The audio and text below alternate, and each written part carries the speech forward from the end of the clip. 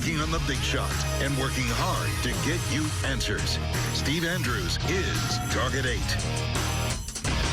A high-voltage electric underground cable is just lying on a sidewalk, but the power company won't pay to bury it. So Pinellas Mobile Home Park turned to Target 8 for help.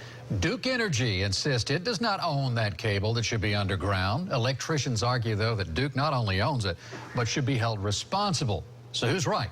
Senior investigative reporter Steve Andrews turning to the state for answers. And Steve, what you got back? It's kind of a flip-flop Well, message. this was a total flip-flop. The Florida Public Service Commission first told me that electric line was Duke's, and the company needed to bury it. Later, the PSC sent me information its staff dug up. What did it dig up? The exact same statement Duke provided me hours early. Now, I've got to ask, who's watching out for these people in that park? The atmosphere at Sunny Acres Mobile Home Park is just electric. People living here are amped about a high-voltage electric underground cable running across their sidewalk. Resident Catherine Rogers. It's not safe at all. I can't even go out my back door without tripping over an electric wire.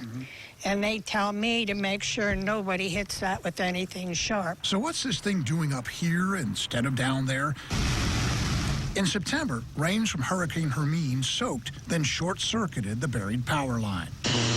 Duke Energy installed a high-voltage wire that runs the length of the park and another one around the perimeter. It's dangerous, you know, dangerous. According to Francis Dorsey, Duke claims it's up to the park to pay to bury the line, sparking a disagreement. It's up to us to pay an electrician to fix it. Well, yeah, from the meters to the trailers, that's understandable. But the electric line to the meters, no, that's always been the power company's place to do it. It's Duke's contention Sunny Acres owns underground wires providing power to the mobile homes.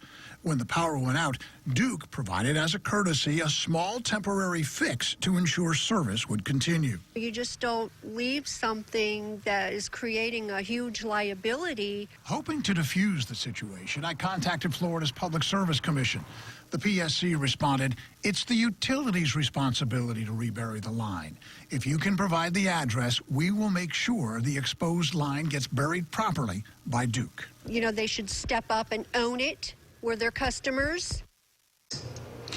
Now, Duke sent me an easement map late today that it claims shows it does not own wiring in that park. However, two electrical contractors looked at that wiring today and told me contractors don't use that size wiring.